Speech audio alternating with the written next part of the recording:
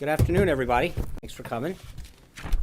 Last night, the president was honored to announce Judge Neil Gorsuch as his nominee to serve as the next justice of the Supreme Court. It was an unbelievably phenomenal evening. Immediately after being announced, Judge Gorsuch was honored to meet with Maureen and Father Scalia. As some of you have reported, his first call after coming back behind the podium was to Merrick Garland, who would also note has already come out to say that Judge Gorsuch deserves a fair hearing. In less than 24 hours, Judge Gorsuch has already received a widespread praise from across the political spectrum as an inspired choice with sterling academic credentials, a brilliant legal mind, and a steadfast commitment to constitutional principles. During his long career in public service, Judge Gorsuch has enjoyed bipartisan approval, having previously been confirmed by voice vote to the U.S. Court of Appeals for the 10th Circuit. In fact, 12 current Democratic senators, including Minority Leader Chuck Schumer, Senator Dianne Feinstein, Senator Leahy, were all in office when he was first confirmed without opposition in 2006. With as many as 8 Democrats, like Senators Blumenthal, Durbin, McCaskill, already supporting a full hearing and vote for Judge Gorsuch, there is no question that he is a widely respected jurist who deserves to have his nomination fairly decided upon by the United States Senate. Now that Judge Gorsuch has been officially named, I hope you all allow me to talk for a moment about how exceptionally qualified he is to succeed the late, great Anton Scalia. Judge Gorsuch's academic record is impeccable, and as he said last night, the president holds education in the highest regard.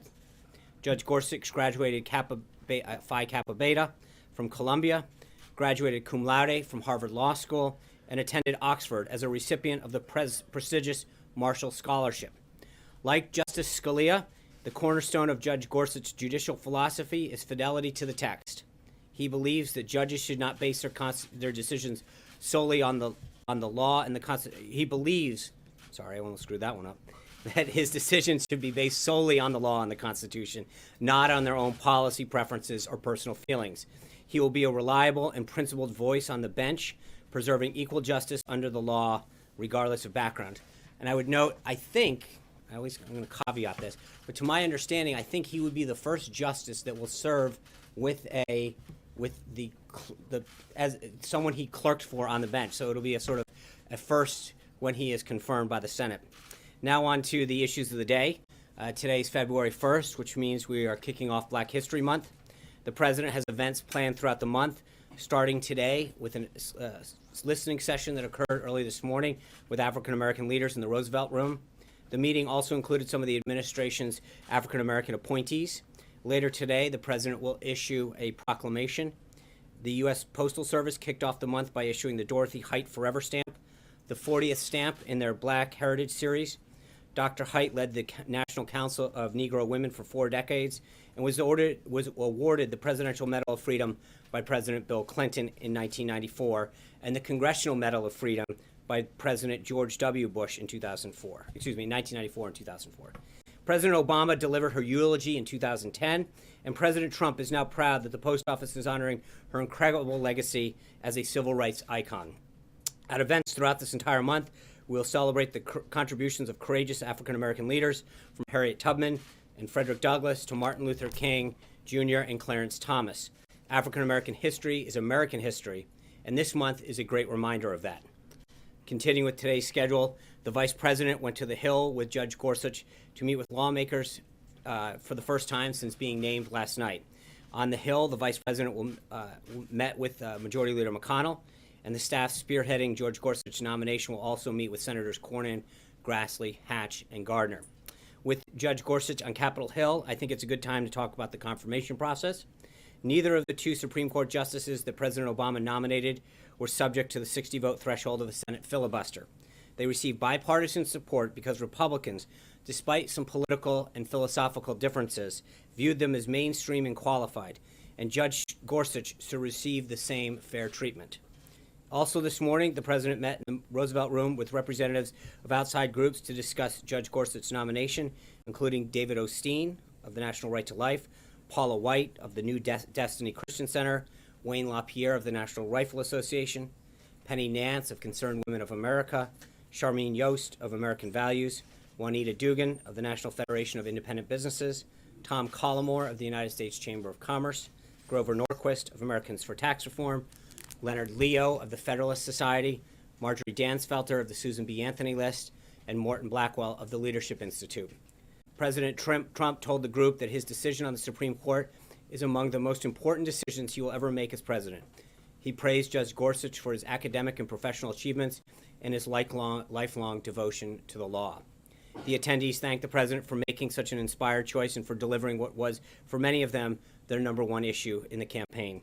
They committed vocally to supporting Judge Gorsuch throughout the confirmation process and expressed their desire for the Senate to move swiftly to give him a fair hearing and vote. The meeting closed with the president inviting the group in the Oval Office, which several attendees really enjoyed that honor. The president then had lunch with Secretary of State designate Tillerson. Mr. Tillerson's tenacity, broad experience, and deep understanding of the geopolitics are going to make him an outstanding chief diplomat for the United States, and the president is looking forward to the full vote of the Senate on his nomination. Later this evening, the president will participate in a standing legislative affairs strategy meeting with his team, who have been working closely with Congress to enact the president's agenda.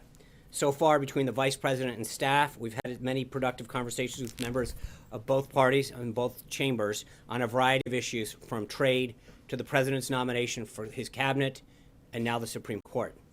Now, starting this week, our legislative affairs team will also conduct extensive outreach on behalf of Judge Gorsuch's nomination process. Clearly, this administration has made reaching out to Congress a top priority, but you know where I'm going with that. Democrats in the Senate continue to use every tool at their disposal to try to get away of the president's attempts to make America great again. Just today, Senate Democrats again refused to even participate in committee votes for Senate designates Price and Mnuchin, who were moved out of the Finance Committee with 0 Democrats present. Democrats also boycotted EPA Administrator Designate Pruitt's hearing. They are doing their constituents in our country a disservice by resorting to these childish tactics. The president's cabinet nominees will be confirmed on the floor of the Senate once Democrats actually allow them to get a fair vote. In other cabinet news, Attorney General designate Senator Jeff Sessions was voted out of committee today. We look forward to his full vote as the next Attorney General. Additionally, Secretary of State Rex Tillerson designate is expected to receive a vote by the full Senate this afternoon.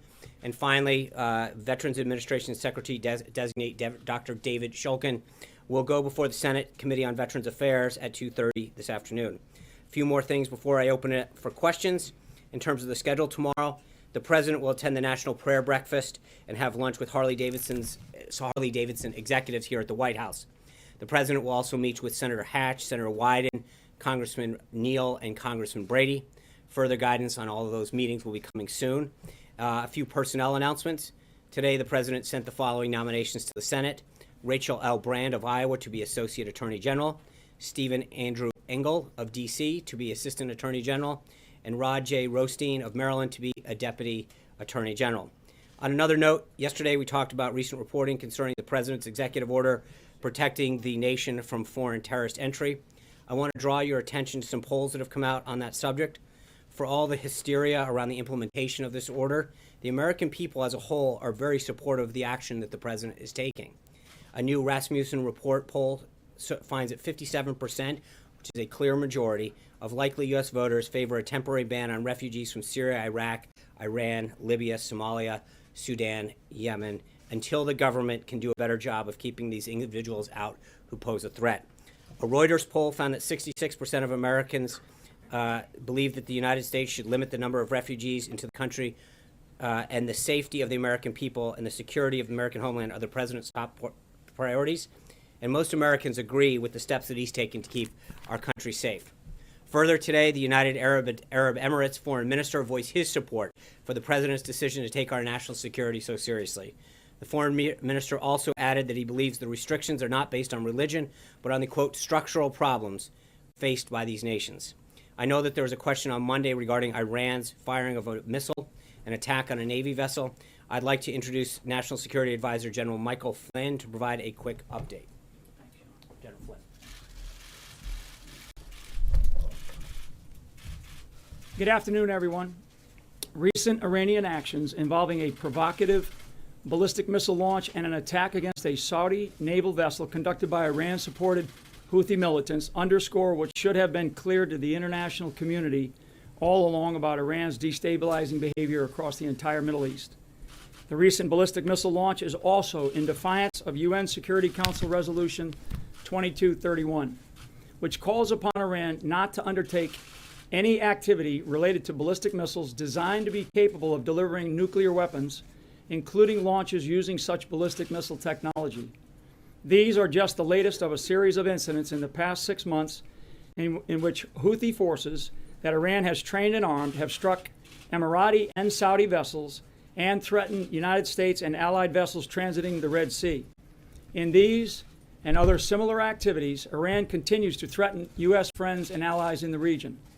The Obama administration failed to respond adequately to Tehran's malign actions, including weapons transfers, support for terrorism, and other violations of international norms. The Trump administration condemns such actions by Iran that undermine security, prosperity, and stability throughout and beyond the Middle East, and which places American lives at risk. President Trump has severely criticized the various agreements reached between Iran and the Obama administration, as well as the United Nations, as being weak and ineffective. Instead of being thankful to the United States in these agreements, Iran is now feeling emboldened. As of today, we are officially putting Iran on notice. Thank you. Thanks, John. Thanks, General. We are going to have a background briefing with NSC staff today at 4 o'clock here in the briefing room. Further details will be provided on that subject. So thank you, General, with that.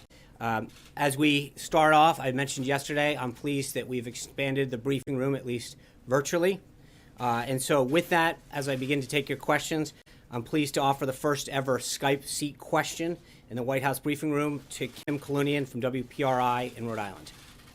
Kim? Thank you. Good afternoon. Can you hear me okay? We can. Great. Just this week, the mayor of Providence, Rhode Island, began calling our capital city a sanctuary city. As we know, President Trump's executive order says the White House will begin publicizing a weekly list of these municipalities and pledges to withdraw federal grant money from them. What I'm wondering is how soon we can expect to see this list, and how soon should cities like Providence expect to see their federal funding cut? Thanks, Kim. I think the president's goal in ending sanctuary cities is pretty clear. We want to, as we mentioned with these other actions, keep America safe. The goal is to make sure on two fronts. One, that we're doing everything we can to protect American citizens, institutions, and ending sanctuary cities is one of the ways in which we continue to do that. Furthermore, the president's been very clear through his executive order that federal funds paid for by hardworking taxpayers should not be used to help fund sanctuary cities. As we continue to implement this executive order and fulfill the pledge that he made, we'll have further updates on how that list will come out and when it will come out. So I look forward to following up on that as well. With that, David Jackson. David is not here, but I'll ask a question. Go for it. Maybe he's on Skype. The president's daily briefing has been renamed the Daily Intelligence Briefing. Can you tell me how that differs at all from the PDB? Is the president receiving his intelligence briefing in writing or orally, and who is giving it? He did receive an intelligence briefing today. Director Pompeo was here. General Flynn, his national security advisor, his briefer. He receives an intelligence briefing and the PBD every day. Is there any sense that we should get out of the renaming of it from the PDB? I think it is a more comprehensive. Again, I think we went through this during the transition period, right? There is a difference between the raw intelligence and the analysis, and I think he is constantly updated by his national security team and other intelligence officials. But every single day he does receive the PBD, and then I think on top of that he is receiving intelligence briefings from his team. But the oral briefing does not necessarily happen every day? I can get back to you on that. He does get the PBD every day, and on a daily basis meets with his intelligence team. Yes, Hunter. Two quick questions on We're not going to do this again. On Black History Month. Yeah. Is President Obama being invited to any of the Black History Month celebrations? Not that I'm aware of. It's day one. We just started it off. We'll have to get back to you on further details. I think. A second one, if I may. I think we have there's a lot of activities, as I mentioned, that the president is going to do to celebrate and honor this month. And this was just the first day of the month of February. Today he made the comment about Frederick Douglass being recognized more and more. Do you have any idea what specifically he was referring to? Well, I think there's contributions. I think he wants to highlight the contributions that he has made. And I think through a lot of the actions and statements that he's going to make, I think the contributions of Frederick Douglass will become more and more. Kristen. Yeah. Very quickly, can you clarify what was meant by we're putting Iran on notice? Well, as I mentioned, I think General Flynn and the NSC staff will have a briefing at 4 o'clock. They can go forward on that. I'm not going to get ahead. I think we wanted to make very clear that we felt as though that their actions were both provocative and a violation, and making sure that they understood that we weren't going to sit by and not act on those actions. Building the case to I'm not going to go any further than that, Kristen. No. Let me just ask you about the confirmation hearings. How does the president plan to get Chuck Schumer on board with his pick for the Supreme Court, Neil Gorsuch, when he has referred to him as a clown and accused him of fake tears? Well, I think there's two things. I think you look at the support that's already come out. I think there's 8 senators already that have talked about the need to have a vote and his qualifications, and not just the Senate, but I mean, you look at the widespread support that came out for Judge Gorsuch last night across the spectrum. No matter your philosophical view of the court, I think his qualifications for the court, his academic background, make him an unbelievably highly qualified person. And so it's not just Chuck Schumer. I think the rest of the Senate, as he goes up there. But I think the interesting thing, hold on. I understand that. And I think Chuck Schumer has shown time and time again through this confirmation process with the cabinet that he's more interested in politics than actually moving the government along. And I think that is troubling. I would ask you that I think that the question needs to be asked to Chuck Schumer, why are you stalling all of these nominees? Why are you insisting on new requirements that you didn't assume for Sotomayor or Kagan? I mean, there's a point at which they need to get asked, why are they obstructing government at every step of the way? There's an element to which they need to be held accountable as well. They held certain standards in place for their nominees, both for the bench and for the cabinet. And the question is, are they going to live up to the same standards that they imposed on Republicans when they had nominees in a Democratic White House? Does the president think that by personally insulting Chuck Schumer, that's but again, Kristen, I think that the goal is to get but again, I would go back. Chuck Schumer's not innocent in this. There's a lot of comments that he's made, and a lot of accusations that he's thrown out there, and a lot of politics that he's played. At some point, Chuck Schumer needs to be held accountable for his actions and his words. Blake. John, the president today invoked the possibility on the Supreme Court, John, of going the route of the nuclear option. If it gets to that point, is the White House comfortable with that path? Well, I think the president made clear his goal today, which is number one, he believes that Judge Gorsuch is unbelievably qualified and that he will get nominated, not only confirmed, but done so with a large bipartisan vote. As I said at the outset, Republicans looked at the qualifications of the 2 justices that got through in the Obama administration, and while they may not have agreed with their judicial philosophy, definitely agreed that they were qualified on the merits to be confirmed, and they did so. I think we would ask that we be held to the same standard that the Democrats used when they had nominees up. But I think the president made very clear that the decision is something that we would rather not have to go down, but also that it ultimately up to Senator McConnell and how he wants to operate this thing. John Gizzi. Thank you, Sean. Just one question today. Yeah. Leading up to Judge Gorsuch's announcement last night and him coming out after, there were still rumors that Judge Hardiman was going to be nominated, and he in fact drove to Washington. No, actually, John, he didn't. That was misreporting. My understanding is that Judge Hardiman never left the Commonwealth of Pennsylvania. So, with all due respect, I can't be held accountable for reports that falsely stated that he was here. He never was at the White House. My understanding is he had a meeting in eastern Pennsylvania with another judge. But it was and again, I don't track his whereabouts, but my understanding is he never left the Commonwealth of Pennsylvania yesterday. So it was, we announced when we were going to make this announcement. I think it was a phenomenal way to introduce Judge Gorsuch to the American people and to the United States Senate. We invited Democratic members of the Senate Judiciary Committee. Unfortunately, none of them showed up. But it was an opportunity for them and the American people to see an amazing choice that the president made for the bench. Anita. Sean, my question You is, said one, John. I didn't ask the question.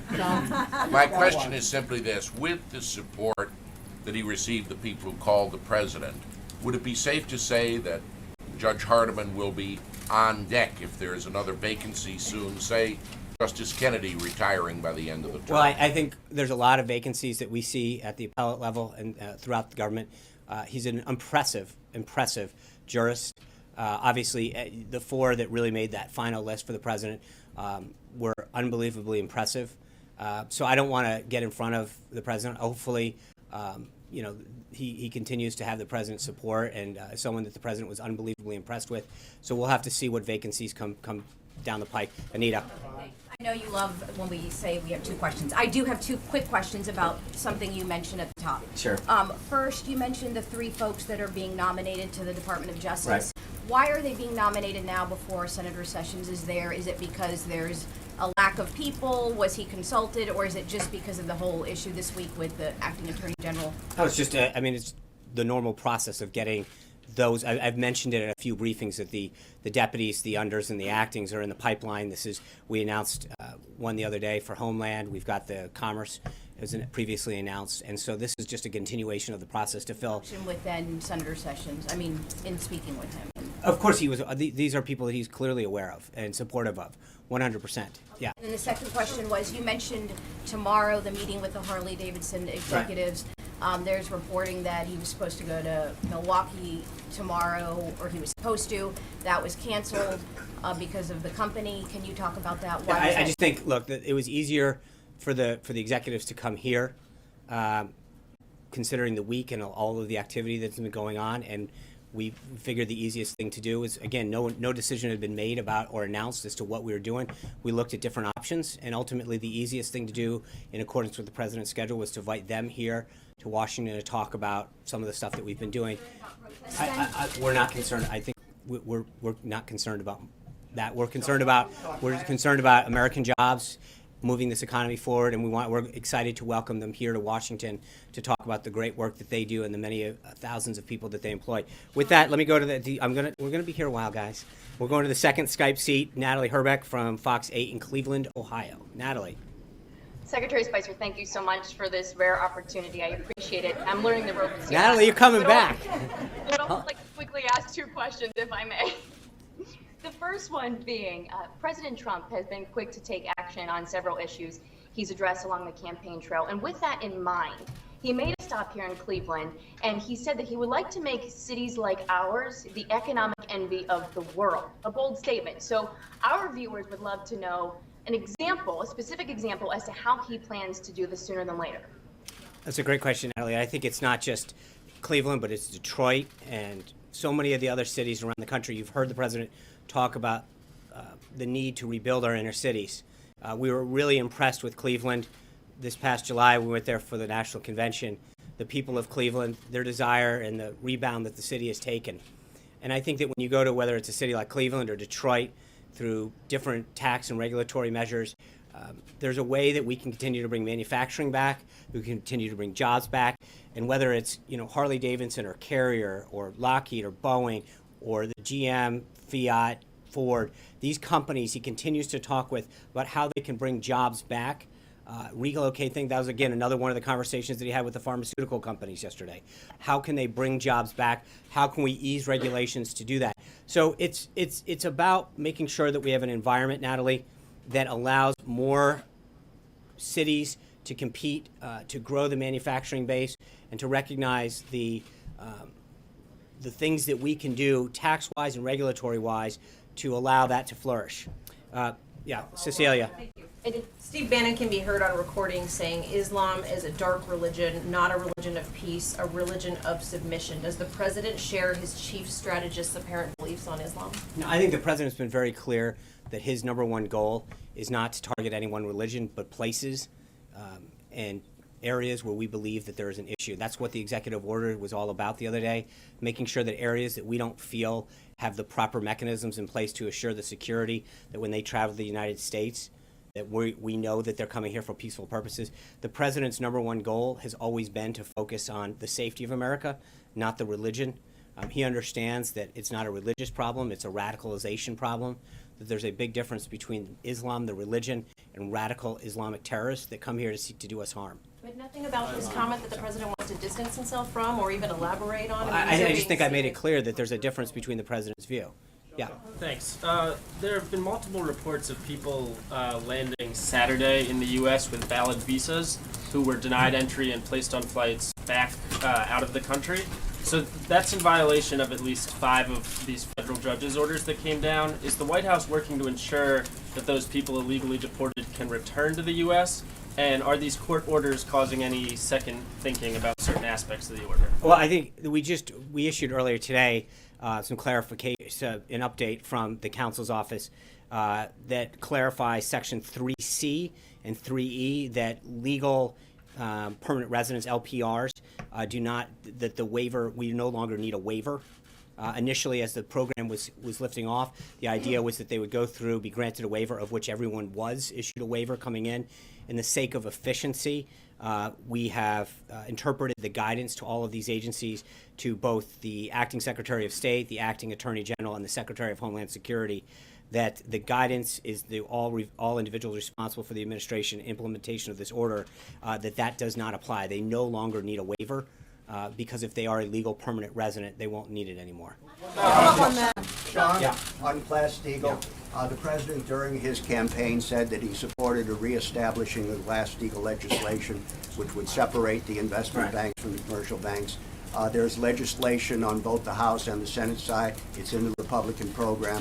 Mr. Mnuchin, when he was queried on the Hill by Senator Cantwell, who's the author of one of the bills, was a little bit more ambiguous on this issue, and I wish you could say something on where this. Yeah, I mean, I think part of the reason that it's ambiguous, we've got to get a Treasury Secretary confirmed, and I think that when we sit here and get asked questions about policy, and you go department after department, whether it's Treasury, Energy, EPA, that HHS, HUD, Education, the list goes on, and so you ask about issues and where the president's agenda is. Well, the reason that the president nominated these highly qualified people was to implement his agenda. And Senate Democrats continue to hold that up. And I think when you're asking us about how we're going to move forward on an agenda, whether it's Glass-Steagall or so many other issues, and at the same time, the Democrats are holding up the confirmation of these highly qualified people. Until that occurs, it makes it a heck of a lot harder. Major Garrett. But the president still Major supports Garrett. Glass-Steagall. The president's position is consistent, yes. Sean, a broad topic I'd like you to take on, which is dissent within the administration, and it's specifically related to the president's lunch with Rex Tillerson today. More than 1,000 employees of the State Department, Foreign Service officers, and others have signed this dissent gate. Is it the president's position that Rex Tillerson, when he is confirmed, should go through the formal process, meet with those people, and have a dialogue as previous secretaries of state have? And is it the president's point of view that when there is dissent, it can be rooted in a philosophical disagreement that's not necessarily in defiance of his orders, and that there can be a dialogue, and that it can maybe inform him differently about policy? I think the president's always said a couple of days ago they should get out. No. I think there's a difference. I think that, just to be clear on this, every American has a right to speak their mind. That's one of the amazing beauties of this country. You have an ability to write what you want through our First Amendment. People have a right to speak out, and that's not hampered. The point that I was making then is that if you believe so deeply that the policy is offensive to you, you have to understand that the way our government works is we elect a president.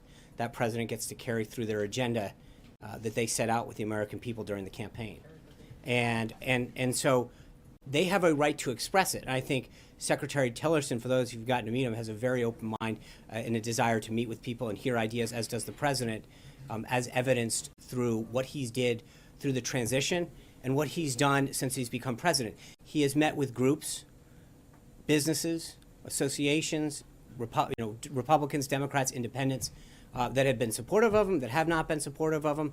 And I think that he's going to continue to do that. So people have a right to speak their mind, but I think there's a difference between expressing dissent and concern and not implementing in a lawful order, as the acting attorney general did the other night. So, but I don't mean to keep coming back to this, but you're asking what we'll do when Rex Tillerson becomes. And part of the problem right now is I can't fully answer your question because Democrats are holding up in slow walking this nomination. So to presuppose what Rex Tillerson's going to do, again, it's ironic that we're being asked what these secretaries will do when they get into office, and the Democrats won't let them assume this when we all know that the votes are there for them. Talking about a particular process that has historically I understand applied that, and I think, but again, I think for me to presuppose what Secretary-designate Tillerson's going to do prior to him actually getting sworn in, he probably will. I don't know, but it would be irresponsible of me to answer a question about what he's going to do before he actually becomes sworn in. Thanks, Sean. Senate Democrats have been described as bitter over the manner in which Judge Merrick Garland was treated when he was nominated for the Supreme Court. Do you feel, does the president feel that bitterness is well-founded? I don't know. I'm not a Senate Democrat. I think they have a right to feel the way they do. I think we've explained our position both during last year when this was going on, that we felt as though that this was up to the voters to make a decision on. And as I pointed out yesterday, so many voters made up their mind based on who they believe the candidates would appoint. Mr. Trump, then candidate Trump, now President Trump, was very clear about the type of people that he was going to put forward, both first in a list of 10 and then in a list of 11 additional ones. So I think the American people knew clearly where he was going to go. He followed through on that campaign promise. And I think that when you look at the number of people who solely based their vote on that, never mind it was more, then you expand that, it was pretty clear that was an important factor in the election. So I understand it, but I also think we had an election. It was a major issue in that election. And I think that even when you look across the spectrum, Republican, Democrat, liberal, conservative, Judge Gorsuch has an unbelievable record and is being praised for that record because of that. I want to ask about Friday, and there's been some reporting that there will be a meeting with President Trump and J.P. Morgan CEO and others. Can you tell us a little bit more about who else will be there and where things are at on financial reform? What message does the president have for bankers specifically on financial reform? I think I'll have more, yeah. Obamacare and tax reform, but it seems like financial reform has sort of fallen by the wayside. Well, I wouldn't agree with that. I think that when you look at regulatory reform and tax reform and all of the steps that he's been taking to help the economy grow and to create jobs, that's right in that wheelhouse. I hope to have further updates on the schedule for you tomorrow, but I don't know. Tomorrow. Thank you, Sean. I have a question about foreign policy, but I wanted to follow up.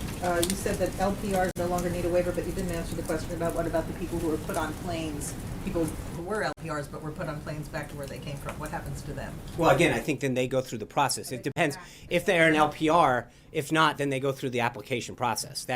So if they are an LPR, a legal permanent resident, then they are waived. They can come right through. So they just come back again? That's right. Okay. But I don't know how many cases that applies to. I know that if they're not a legal permanent resident, then they have to go back, and that's part of this vetting process. There's a big difference. My question is about the fighting in Ukraine. Okay. And Russia and Russia-backed rebels are moving the lines forward. And I'm wondering if the president feels that Russia is testing him because this is coming so early in his administration before he's had a chance to fully assemble his team, and what he plans to do about it. The president's been kept aware of through his National Security Council and his National Security team as a whole what's been going on in the Ukraine, and we'll have further updates as we go on. Yeah. During the campaign last January, Donald Trump promised that on his first day in office he would get rid of gun-free zones in schools and on military bases. When can we expect action on that? And if so, can you share details of what we should expect? Yeah, I think you've seen that the president has been very active in terms of getting executive orders out and following up on the campaign pledges that he made to the American people last night being another example of that. We're going to continue to move through this process. And I think we'll have further updates on where we are with respect to the rest of the EO process. With that, I want to go to my third Skype seat, Lars Larson of The Lars Larson Show. Commander Spicer, it's a pleasure. Thanks for your service to America and thanks for the opportunity. I've got a broad question. The federal government is the biggest landlord in America. It owns 2/3 of 1 billion acres of America. I don't think the founders ever envisioned it that way. Does President Trump want to start returning the people's land to the people? And in the meantime, for a second question, since that's in fashion these days, can he tell the Forest Service to start logging our forests aggressively again to provide jobs for Americans, wealth for the Treasury, and not spend $3.5 billion a year fighting forest fires? Thanks, Lars. I think the president's been very clear that as part of an overall comprehensive energy solution, that we've got to utilize the resources that we have that the federal government owns, whether that's the forests or natural resources or minerals that exist above and below the ground, that we have too infrequently looked at our own resources and counted too much on foreign sources of energy. So, you know, we're going to continue as Congressman Zinke goes through the process to head up the Interior Department, and Governor Perry goes through his appointment, his confirmation process, to get those individuals through, but then working together and in areas where they have overlap and also in areas where they will act individually, to realize, to look at those natural resources that we have, figure out how to best utilize them to benefit not just our energy, but also economic growth opportunities with that. Daniel Happer. About executive orders. You haven't really explained why the president's using the executive orders in the manner that he's doing so. Why not take this extreme vetting to Congress and have a congressional bill, and why not? I mean, what is the philosophy behind? Well, I don't think it's a binary choice, Daniel. I don't think it's only do this. I think he has talked about, especially in the area of immigration, he's been very, very clear that this is a huge priority for him. And I think that he is going to continue to look at this from a holistic aspect. In other words, visas, visa reform, the wall, our southern border, our northern border, all of these things that, you know, vetting. There is a very, very comprehensive, and those things in which he can do through executive order and action, he will. Those things that he can do through working with Congress legislatively, he's going to continue to do as well. Tulip from Bloomberg. Yep. The president's top trade advisor, Peter Navarro, told the Financial Times yesterday that he believes that the euro is grossly undervalued and Germany is benefiting from that, and that's why we have a huge trade deficit with Germany and with Europe. Does the president agree with that, that the euro is undervalued, and if so, does he plan to do anything? I think when it comes to currency valuation, I'm not going to get out yet. I think we've got a Secretary of Treasury that's in the confirmation process, and once that happens, I think then Secretary Mnuchin will be able to address that as well. Yeah. Sean, Dan Housley, 7 News Boston. I'd like to ask you about Kelly Ayotte's role shepherding. I was hoping you'd ask about the Patriots. Well, I would like to ask you about that. You get a second if you do. Okay, I'll get a second on that. But can you talk about Kelly Ayotte's role shepherding Justice Gorsuch around the Capitol Hill? Sure. Look, Senator Ayotte is someone who is respected on both sides of the aisle. She has a lot of great relationships. She's a former Attorney General. She understands the judicial process very well, but she's also, I mean, this process is a relationship process by and far. You're going around introducing a judge, someone who has not generally been exposed to the legislative process, definitely not the congressional process, is to the extent. Her relationship with President Trump was strained during the campaign. That's right, and I think that goes and shows, as I've mentioned several times, both through the transition and early, the president's not holding some kind of test about what degree of support you had for him. He wants the best and brightest to continue to serve this country in whatever capacity they can. I think Senator Ayotte very, very helpfully offered up her services. She's got a lot of relationships on both sides of the aisle. She's got a tremendous amount of experience in this field. And I think the president thought she was extremely qualified to do this, to help shepherd this unbelievably qualified justice through this process. And so she, as well as the team that we've gathered of individuals on staff here, are going to help get Judge Gorsuch through the nomination process. And I would say, just as a side note, that if you look at the amazing job that has been done by the team during the transition and now to get these amazing individuals through the process, despite all of the hype that continues to go about this individual is going to face this problem or which is the one person, each of them have really sailed through this process. And, you know, story after story says Democrats tried to take them out and couldn't land a glove. They're unbelievably qualified. They're unbelievably prepared. And I think that the same process that we followed with this is going to be followed with Judge Gorsuch, and I think we're going to have a very speedy Super Bowl follow-up. As an unbiased Rhode Island native, can you offer your Super Bowl pick? And President Trump has also shown quite an affinity for Tom Brady, Bob Kraft. I will. I think you know where I come down on that one. Sean, Senators Murkowski and Collins both say they're going to go vote no on Betsy DeVos's nomination. Mm-hmm. That leaves 0 votes to spare, and Vice President Pence would have to cast a tie-breaking vote. Yep. So my questions are, how confident are you that you have all of the other Republican senators locked down, and what's the level of concern in the White House that her nomination is going to fail? 0. I am 100% confident she will be the next Secretary of Education. She is an unbelievably qualified educator, an advocate for students, and teachers, parents. It would be, I think that the games that are being played with Betsy DeVos are sad. She is someone who's been a tireless advocate over the last couple decades to really support reforms that benefit children. And they are going to be the real winners with her as the Secretary of Education. Sarah Murray. In terms of the two Republican senators who are voting no on Betsy DeVos and the outcry we saw from Republicans on the Hill earlier this week about how you guys dealt with the travel ban. First, is there more that the Trump administration and Trump himself should be doing to ensure that his party is on the same page with his priorities? And secondly, on the Yemen raid, can you give us more of an understanding of, was there a discussion about the risks involved in this? Was it a straightforward decision? And do you guys still view it to be a success in spite of the death of Navy SEAL?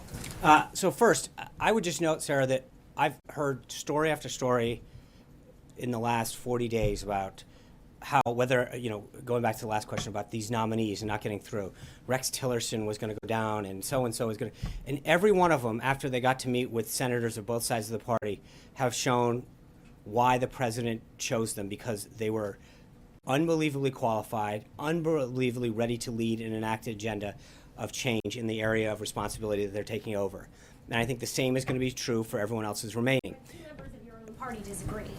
So, the vote hasn't taken place. I think we've had some concerns in the past, and I think when these nominees have met with them and shared with them their thoughts throughout the process, and again, you can go back story after story, and again, each one of these folks who I've heard isn't going to make it is going to go over the finish line each time. And I think that, we hear it over and over again, and yet we succeed every time, and yet another roadblock is put up. Well, this person won't succeed. And yet, you look at each one of these people going through the process, and it's worked beautifully every time. And I think we're going to continue that path. With respect to Yemen, I think it's hard to ever say something was successful when you lose a life. But you've got to understand that Chief Owens, he went back, deployed 12 times because he loved this country and he believed in the mission. And knowing that we killed an estimated 14 AQAP members and that we gathered an unbelievable amount of intelligence that will prevent the potential deaths or attacks on American soil is something that I think most service members understand, that that's why they join the service.